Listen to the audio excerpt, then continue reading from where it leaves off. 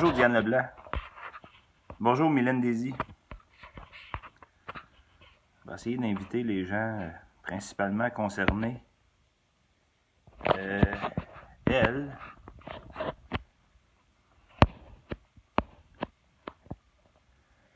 Ce sera pas long, je vais commencer. C'est juste une petite lecture de 7-8 pages.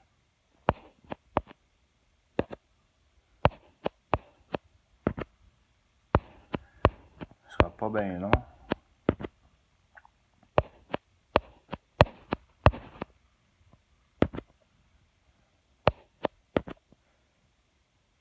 Je vais faire la lecture ce matin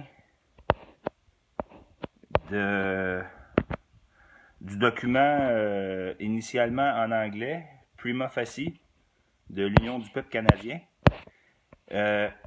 J'avais demandé la permission à Nicole. Je n'ai pas de réponse parce qu'il y a du développement dans le dossier. Donc, elle est probablement très occupée. Puis, je vais juste utiliser le prétexte qu'il n'y a pas de droit réservé sur le document. Fait que moi, j'ai fait une traduction et structure, comme d'habitude, là, parce que la structure était défaillante, même en anglais. Fait que j'ai fait la traduction et la structure. Fait que c'est prima facie evidence en anglais. Moi, le terme prima facie, à l'époque, je l'ai rencontré dans ce bouquin-là, qui est un cas juridique de l'Évêque Case, le dossier juridique L'Évêque, par Alfred Lambremont Weber. Ceux qui sont un peu exopolitisés connaîtront l'auteur. À l'époque, l'auteur avait un rôle dans le procès de l'Évêque aux États-Unis. Il y avait un tel rôle qu'il y a eu accès au script, au repiquage. Je me demande même si c'était pas lui qui avait la fonction de produire le repiquage du dossier, des audiences. Puis, fait que c'est là-dedans que j'ai vu premièrement le terme prima facie. Puis en français, je l'ai traduit comme des éléments de preuve suffisants. Hors de tout doute, raisonnable. Bonjour Brenda. Fait que Brenda, je vais répéter, je vais y aller, étant donné qu'il n'y a pas de droit réservé sur le document, je me permets de faire la lecture de ma version de la traduction, étant donné que je vois que le dossier évolue, puis probablement que l'auteur aura pas le temps de retourner en arrière. Fait que nous autres, on passe en arrière, puis on rectifie tout ce qu'on peut pour que le Québec puisse comprendre ce qui se passe aussi. Fait que c'est une assez longue lecture, je commence immédiatement. Fait que éléments de preuve suffisants. En matière d'usurpation des droits souverains des citoyens canadiens et des Premières Nations, de la souveraineté de la couronne canadienne, ses ressources et ses avoirs actifs, déclenchés par le Canada au niveau fédéral, provincial et municipal, ainsi que dans les conseils de bande du gouvernement canadien. Sans frivolité ou vexation. Attendu que la reine n'étant qu'un concept englobant l'entièreté de la couronne du Canada, et tout en laquelle sa personne, sa souveraineté et son pouvoir dans une société démocratique sont détenus par les citoyens canadiens à titre de souverains citoyens et constituants propriétaires de la couronne du Canada, de la Corporation Soul, de la Corporation de la couronne et de ses territoires. Attendu que le gouvernement canadien, à travers le département de la justice, déclare que 1. La reine détient le pouvoir exécutif au Canada. Mais dans notre société démocratique, le pouvoir de la reine est exercé par convention constitutionnelle sur avis des ministres bénéficiant de la confiance de la Chambre des communes. Ensemble, le premier ministre et ses ministres forment le cabinet, lequel est responsable des affaires gouvernementales au Parlement. Les ministres sont aussi responsables des départements gouvernementaux, tels que le département des finances et le département de la justice. Quand on dit le gouvernement, on fait généralement référence à sa branche exécutive. 2. Le Parlement est la branche législative du gouvernement fédéral. Le Parlement consiste en la reine étant habituellement représentée par le gouverneur général, le Sénat et la Chambre des communes. Le gouverneur général doit aussi donner la sanction royale à un projet de loi quelconque afin que celui-ci devienne officiellement une loi. Les projets de loi sont débattus et adoptés par le Sénat et la Chambre des communes. Le gouverneur général doit aussi donner la sanction royale à un projet de loi pour qu'il devienne une loi. Ça fait longtemps qu'il coupe les coins ronds. Par convention constitutionnelle, la sanction royale est toujours donnée au projet de loi adopté par le Sénat et par la Chambre des communes. Par conséquent, le gouvernement du Canada a délibérément bafoué les droits des citoyens canadiens et la souveraineté de ceux-ci en ayant transféré un pouvoir arraché à la reine en convention constitutionnelle représentée par le gouverneur général et du même coup n'a pas transféré le pouvoir de la reine souveraine au peuple canadien, à qui les niveaux de gouvernance de gouverneur général, de Sénat et de Chambre des communes, de gouvernance canadienne fédérale, provinciale, municipale et des conseils de bande doivent servir. Par conséquent, de plein droit, le peuple canadien détient toute autorité souveraine puisque nos politiques ne sont pas justiciables, puisqu'aucune loi n'a préséance sur la volonté de la majorité d'un peuple. Ça, c'est d'ailleurs le leitmotiv de l'Union du peuple canadien, cette dernière phrase. Les citoyens canadiens sont au-dessus de toutes les institutions et constitutions en tant que souverains officiels de la Couronne du Canada et sont en droit au Canada et en droit aux provinces de la Société de la Couronne et de tout ce qui l'englobe à l'échelle nationale et internationale. Attendu que le peuple canadien tire leur légitime autorité souveraine et leurs droits démocratiques de 1. Le statut de Westminster 1931. 2. La résolution 1514 de l'Assemblée générale de 1960 contenant la déclaration sur l'octroi de l'indépendance aux pays et peuples coloniaux et au principe de l'autodétermination à travers l'expression libre et authentique de la volonté du peuple du territoire. 3. L'avis consultatif rendu par la Cour internationale de justice publié le 16 octobre 1975 disqualifiant le concept de terra nullius. 4. La Constitution canadienne de 1982. Attendu que le peuple canadien a le droit illimité de décision finale avec autorité au-dessus de ses institutions, de l'actuelle Constitution de facto écrite et non écrite, de la Chambre des droits et libertés n'exprimant toujours pas tous les droits du peuple canadien, officiel de la Couronne du Canada, de la Corporation Soul et de la Société de la Couronne du Canada.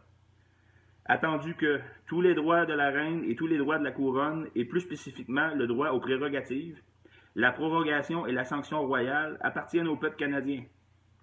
Attendu que le peuple canadien élit des politiciens qui devraient agir dans le meilleur intérêt du Canada et du peuple canadien.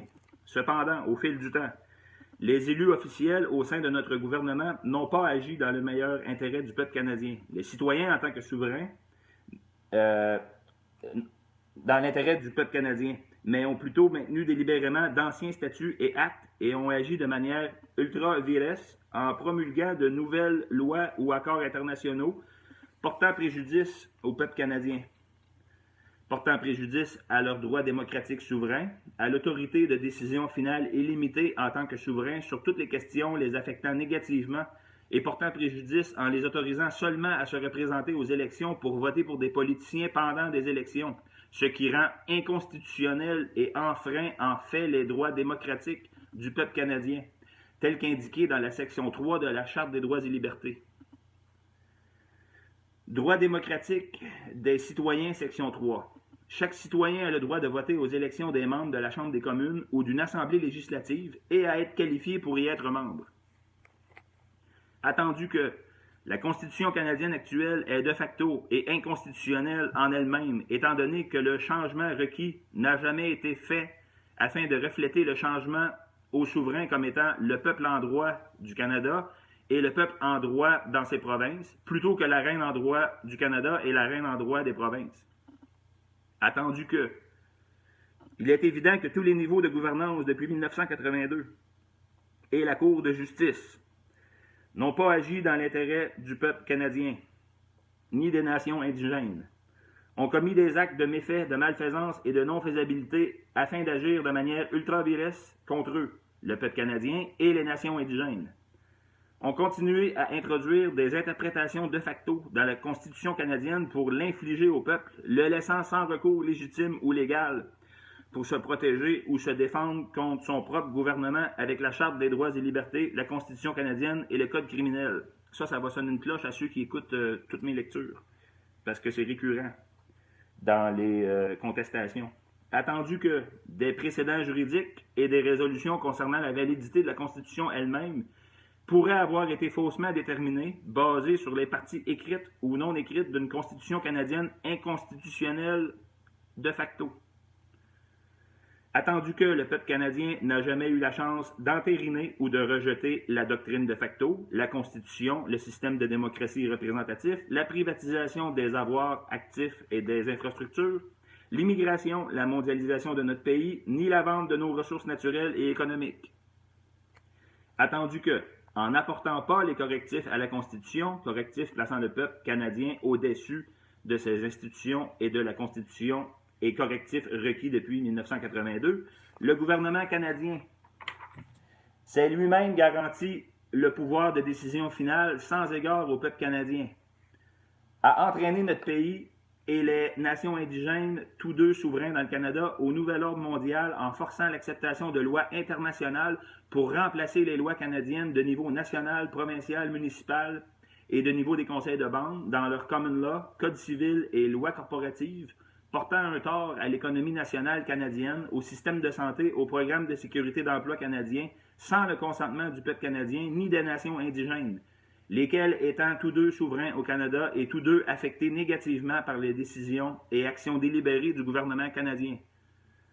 Par conséquent, le peuple canadien est resté politiquement désinformé, nonobstant le matériel d'enseignement fourni par le gouvernement canadien montrant aux enfants canadiens qu'au Canada, les citoyens prennent les décisions ensemble.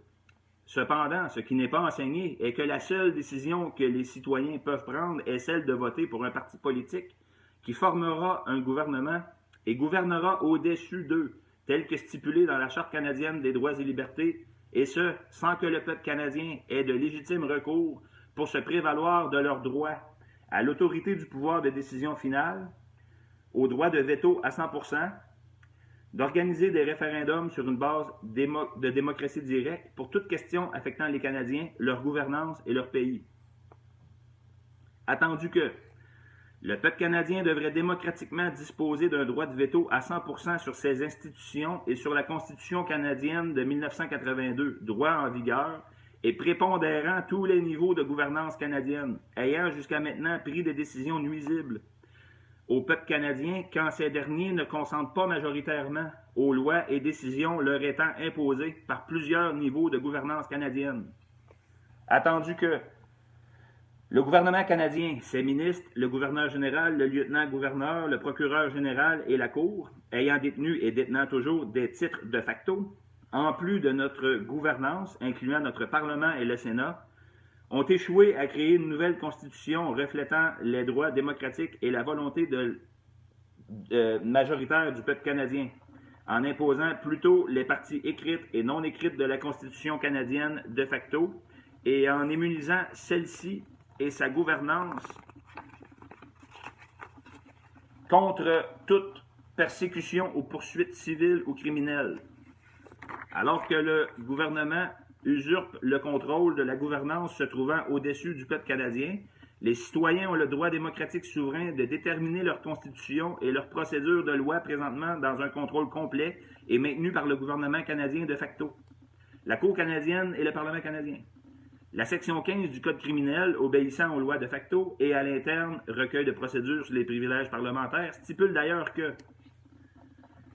nul ne peut être déclaré coupable d'une infraction à l'égard d'un acte ou d'une omission en exécution des lois alors dictées et appliquées par les personnes possédant le pouvoir souverain de facto dans et sur le lieu où se produit l'acte ou l'omission.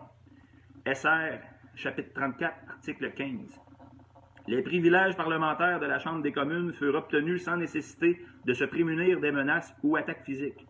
Au niveau fédéral, les privilèges parlementaires découlent des deux parties de la loi constitutionnelle de 1867. La Constitution autorise le Sénat et la Chambre des communes à adopter des lois définissant les privilèges, à condition que ceux-ci ne surpassent pas les privilèges qui existaient au moment de la Confédération. La loi sur le Parlement du Canada comprend une disposition invoquant tous ces privilèges. La Chambre des communes invoque ces privilèges pour exercer sa fonction sans ingérence de la part des tribunaux ou de l'exécutif. Contrairement à ce qu'on pourrait croire, le privilège parlementaire ne procure ni avantages ni droits spéciaux aux membres de la Chambre des communes. De fait, le privilège s'étend à toute personne participant à des travaux parlementaires. Le privilège parlementaire désigne des droits et immunités considérés comme essentiels à la Chambre des communes en tant qu'institution et à ses députés en tant que représentants de l'électorat afin qu'ils puissent s'acquitter de leurs fonctions. Le privilège parlementaire désigne également les pouvoirs dont possède la Chambre pour se protéger ses députés, ses témoins et ses procédures contre toute ingérence injustifiée des tribunaux ou de l'exécutif, afin de pouvoir exercer efficacement sa principale fonction d'enquête, de délibération, de légifération et d'exigence de compte au gouvernement. Par exemple, aucun propos tenu à la Chambre ne peut entraîner de poursuite ou de procédure devant un tribunal quelconque. Ni un député ni un témoin ne peuvent être poursuivis pour diffamation à cause de ces déclarations, que ce soit à la Chambre ou en comité. Le contenu du débat ne peut être limité que par la Chambre elle-même, qui exerce un contrôle absolu à l'égard de ses propres procédures. Les droits et immunités qu'on associe habituellement aux privilèges parlementaires englobent ce qui suit. Liberté de parole, immunité d'arrestation dans les affaires civiles, protection contre l'obstruction, l'ingérence ou l'intimidation, la dispense de l'obligation de comparaître ou de faire partie d'un jury, le droit de la Chambre des communes de réglementer ses propres affaires dans la conduite de ses débats et de ses délibérations, le droit de contrôler l'accès à l'enceinte et d'exclure les étrangers, le droit de la Chambre des communes d'imposer des sanctions pour la violation de ses privilèges ou pour outrage, c'est-à-dire pour atteinte à sa dignité. La Chambre des communes est la gardienne de ses propres privilèges et a le pouvoir d'imposer des sanctions à quiconque y portant atteinte ou manifestant du mépris envers le Parlement. Je me permets un commentaire. C'est d'ailleurs très pertinent que ce soit là, à condition que le bicaméralisme est respecté. C'est pas ça qui se passe aujourd'hui. 3.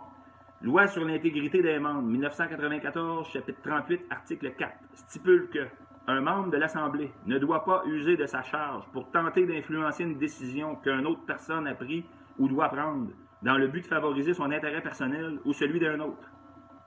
Attendu que, il est très clair que le gouvernement canadien, les ministres et les politiciens ont solidement figé les droits du peuple canadien en se garantissant le pouvoir et en usurpant complètement l'autorité du pouvoir de décision finale et du pouvoir de voter au-delà de la souveraineté des Canadiens à titre de copropriétaires et actionnaires de la couronne et des nations indigènes, en créant éventuellement des lois pour se protéger et aussi en créant un faux système démocratique de gouvernement ouvert, ainsi qu'un système qui est antidémocratique en ce qui concerne les vrais droits du peuple canadien, ne garantissant absolument rien quant au droit de veto, d'autorité du pouvoir de décision finale du peuple canadien.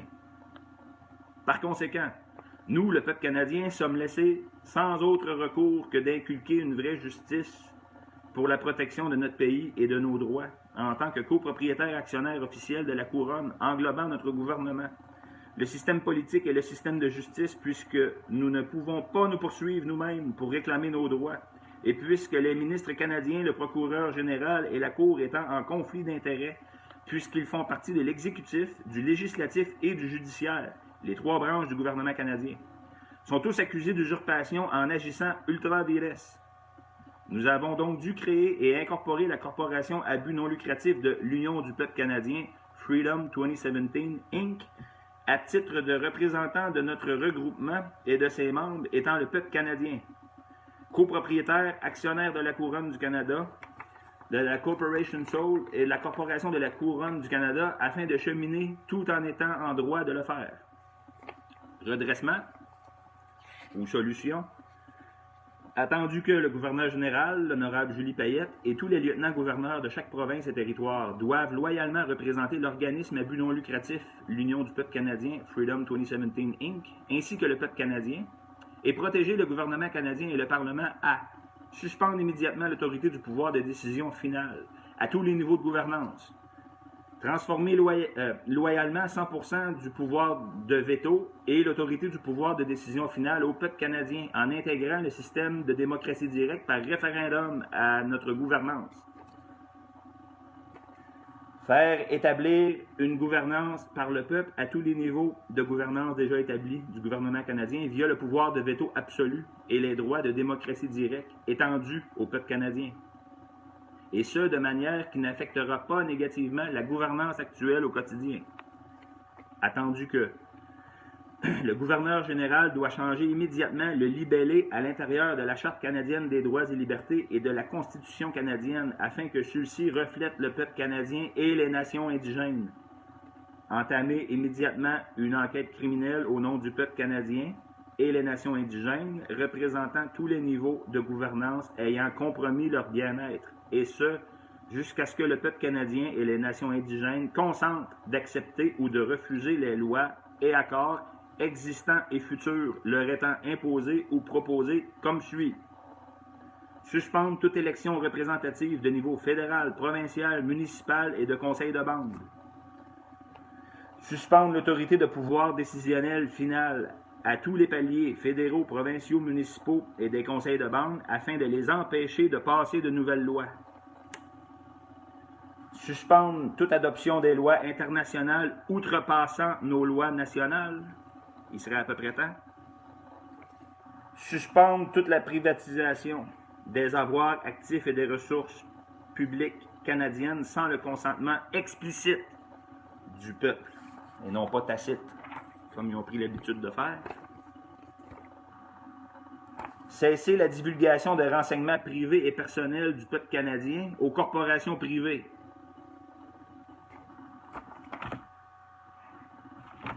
Cesser les partenariats publics-privés provinciaux, nationaux et internationaux, P3 ou PPP. Suspendre tout accord avec l'Organisation mondiale du commerce affectant la couronne canadienne, qui est le peuple canadien, pour être poursuivi en vertu des clauses de concurrence pour la vente de ses propres ressources. Suspendre l'Organisation internationale du travail, OIT, affectant les travailleurs canadiens assujettis aux lois internationales, abrogeant tout précédent juridique ou jurisprudence en matière de droit de travail. Suspendre tout accord entre les Nations Unies, ONU, et le Canada, impliquant ou non des engagements, contraignants ou non, jusqu'à ce que le peuple canadien et les nations indigènes, tous deux souverains, par consentement majoritaire, acceptent ou déclinent les lois et accords proposés tels que le Pacte mondial des Nations Unies dans son intégralité et spécifiquement le Pacte mondial pour les migrations de l'ONU, qui est en train d'être imposé simultanément dans plusieurs pays. Puis c'est pas une coïncidence. Attendu que le gouvernement canadien et les directeurs et conseillers de notre Société de la Couronne commettent ce qui serait considéré comme de la trahison en agissant de façon ultra-vires dans leur prise de décision et dans leur création de lois engendrant des actes d'oppression, d'abus de confiance par le biais de méfaits, malfaisance et de non-fiabilité contre leur employeur, le peuple canadien, leur souveraineté personnelle, économique et sociale, les infrastructures de notre pays, nos avoirs actifs et nos territoires, sans le consentement explicite du peuple canadien, et par le biais de référendums nationaux, provinciaux, municipaux et de conseils de bande. Par conséquent, il est impératif que le peuple canadien, copropriétaire et actionnaire de la Couronne du Canada et sa Corporation Soul, avec les nations indigènes à travers le Canada, prenne immédiatement des actions légitimes et pacifiques pour faire cesser l'usurpation du pays et la suppression ou l'altération des lois par divers niveaux de gouvernance canadienne qui auraient davantage intérêt à protéger notre pays et ses avoirs actifs. Attendu que, de tels actes ayant été commis au sein du gouvernement canadien par divers niveaux de gouvernance fédérale, provinciale, municipale en ce qui concerne les réfugiés et immigrants, et en établissant de nouvelles lois ayant le potentiel de mettre notre sécurité nationale canadienne en danger, sans parler de la sécurité personnelle, de la santé, du bien-être et de la prospérité du peuple canadien, des citoyens et des nations indigènes en tant que souverains, et portant aussi possiblement préjudice à l'ordre public. Attendu que le ministre de la Justice et le procureur général, l'honorable Jody Wilson-Raybould, étant en conflit d'intérêts, il est donc impératif que le gouverneur général, l'honorable Julie Payette, assigne un nouveau procureur général temporaire qui représentera la volonté du peuple canadien et assurera l'usage de voies légales appropriées et le suivi vers une enquête criminelle saine au sein de tous les niveaux de gouvernance canadienne dans les meilleurs intérêts de ses employeurs, le peuple canadien, dans ses provinces et territoires. Par conséquent, le gouverneur général et le nouveau procureur général devront aussi déployer un système de scrutin qui inclura un système d'élection des sénateurs et des juges par les citoyens à travers tout le système de gouvernance canadien, au niveau fédéral, provincial, municipal et des conseils de bande, qui sera basé sur un vrai système de démocratie directe et garantissant le droit de veto à 100% pour le peuple canadien.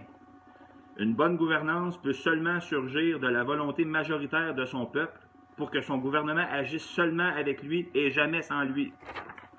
Ora pro nobis, merci à tous. Ce sera disponible pour partager partout où vous le pouvez. Bonne journée.